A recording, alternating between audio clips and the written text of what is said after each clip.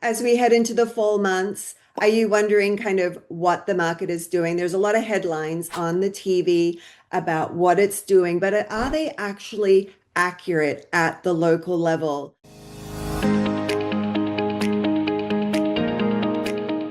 Hi there, Melissa Shaw, Lewis Realtors, and I'm dedicated to really bringing you the heart of the story, the truth and the facts of what's really going on in the Portland Metro, the Polk and Marion counties of the Salem, capital of Oregon area, and also the Clark County, Southwest Washington area. So you can really make informed decisions and plan ahead of what's next for you and your family in making that right move. So let's dive in right into the Portland stats so you can really get the truth here today. Portland's market continues to be steady, not surging, just balanced. We had 2,498 new listings in September, almost identical to August, just up 22 homes and about 90 fewer than last year. So there's really some consistencies here year over year. Pending sales came in at 2,145, a little softer month to month, but about 3% higher than last September.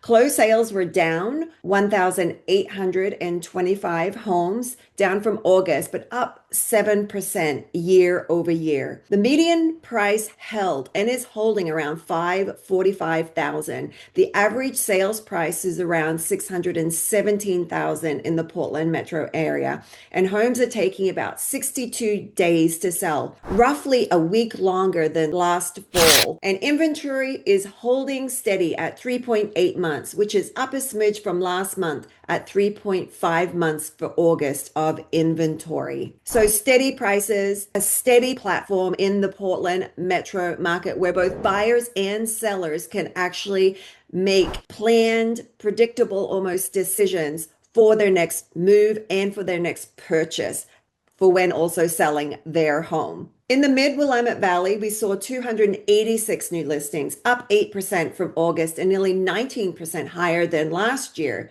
So the Willamette Valley is really showing some promise in appreciation. Pending sales were down slightly, but closings rose to 192. The average sales price hit just about $502,000, which is $40,000 more than August and $41,000 more than this same time last year. So again, the Mid-Willamette Valley is really showing some promise in that appreciation. We mentioned this back in previous market updates that it was a real sound investment to buy in the Mid-Willamette Valley. It was showing a real buyer's market at a really entry level price point. So we are seeing the levels and the average and median sales prices in the Willamette Valley potentially rising because of that. In the Clark County area across the river, new listings came in at 648, down 18% from August and about 5% lower than last year. But buyers didn't disappear. Numbers show month over month and year over year that they edged up slightly at 600 pending sales. Closed sales were 542, down just a bit from August, but nearly 10% higher than the same time last year. The average price rose to $616,500 and the median sales price held steady at $545. Homes are taking around 65 days to sell this fall season. With fewer listings and steady demand, the Clark County area is really showing consistency, stability in its market for buying and selling homes. The energy in buying a home is really something different than you may have been used to the last time you purchased a home, or it may have been a while, but I can tell you that the market is definitely balancing.